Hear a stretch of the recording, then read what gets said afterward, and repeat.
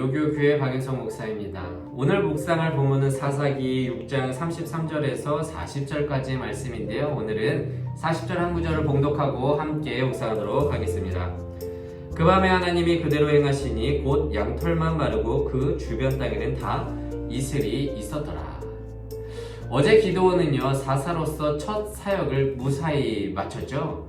기억하시죠? 자신의 집에 있는 바알 신상, 아세라 신상을 깨뜨림으로써 그는 연약하고 두려움에 벌벌 떠는 자였지만, 그래서 낮에 하지도 못하고 밤에 그 일을 실행했던 자였지만, 그는 그런 소심한 순종을 통해서 하나님께서는 그를 인정하시고 그에게 여룹바알이라는 놀라운 별명을 붙여주셨습니다.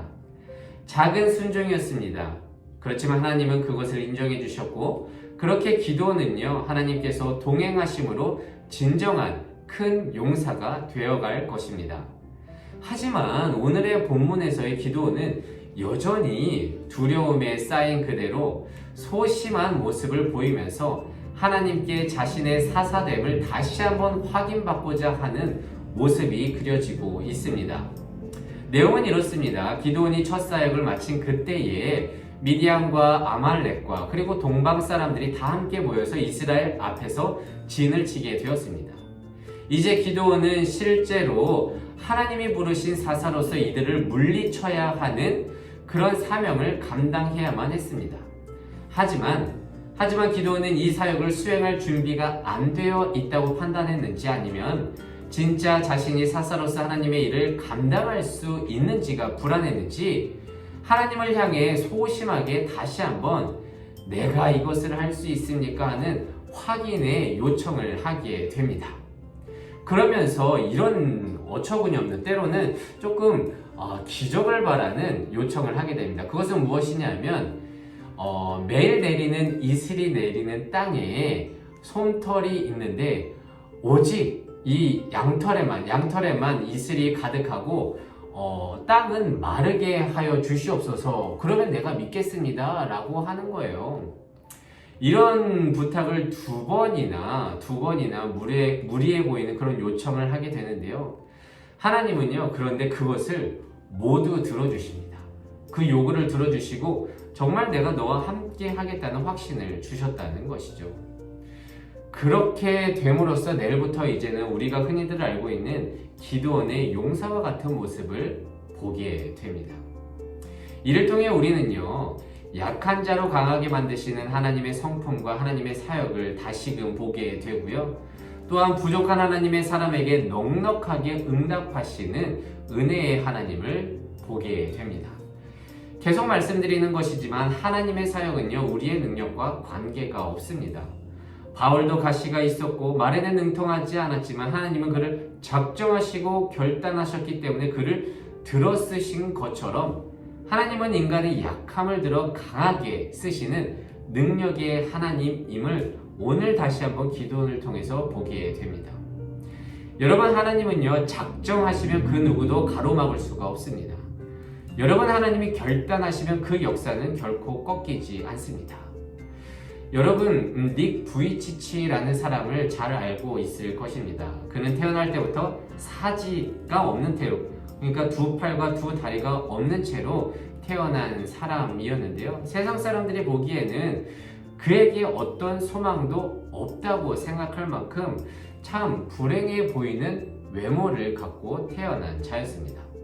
실제로 그는 그 외모 때문에 8살의 어린 나이에 인생을 비관하여 자살 시도까지 했었던 자였는데요. 그래서 매일같이 하나님께 팔과 다리가 생기게 해달라고 기도했던 그에게 하나님은 앞으로 그가 감당할 비전을 보여주게 됨으로써 그는 결국 전 세계를 돌아다니는 소망을 전하는 설교자가 되었습니다.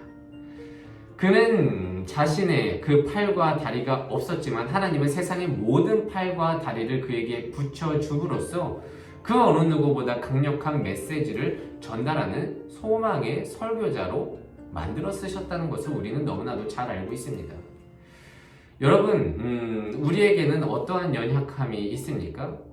그 연약함이 우리가 앞으로 나아갈 길 앞에서 어떤 장애가 된다고 생각하십니까?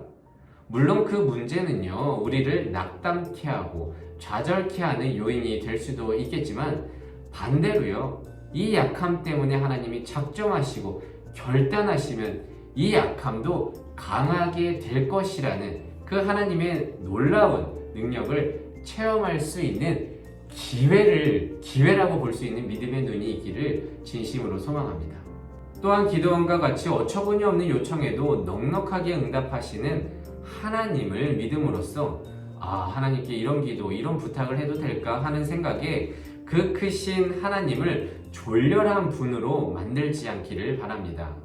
하나님은요, 우리가 생각하는 것보다 크시고요, 우리가 생각하는 것보다 훨씬 넓은 마음을 갖고 계신 분입니다.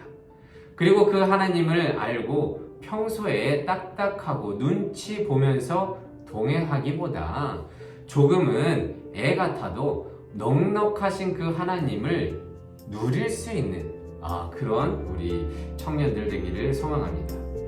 그래서 오늘은 이렇게 기도하길 원합니다. 하나님, 마지막까지 약한 모습을 보이는 이 기도원과 마지막까지 무리한 요청을 하는 그를 보면서 우리의 삶을 돌아봅니다. 우리는 내가 스스로 바라볼 때 약하다고 생각하면 하나님이 하시는 일도 못 이뤄낼 거라고 생각할 때가 있는데요.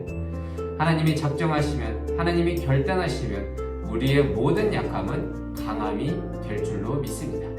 부디 인생을 살아가는데 주의를 감당해 나가는데 나의 약함을 바라보기보다 하나님의 강함을 바라볼 수 있는 믿음의 눈을 허락하여 주시옵소서. 또한 나의 유치한 요청도 넉넉하게 응답하시는 그 하나님과의 동행함을 누리며 살아갈 수 있는 내가 되게 하여 주시옵소서.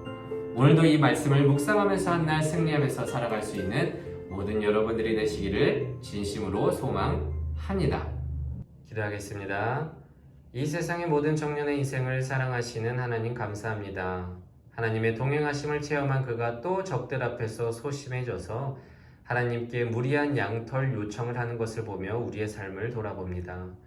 여전히 문제 앞에서 나의 약함을 바라보며 작아질 때가 있는데 작정하시는 하나님, 결단하시는 하나님은 우리의 약함을 강하게 쓰시는 분임을 믿습니다. 그런 믿음의 눈을 우리에게 허락해 주시고 또한 유치한 나의 요청에도 넉넉히 응답하시는 그 은혜의 하나님과 동행하며 그 충만한 삶을 누리며 살아갈 수 있는 우리 되게 하여 주시옵소서. 감사드리며 예수님의 이름으로 기도드립니다. 아멘.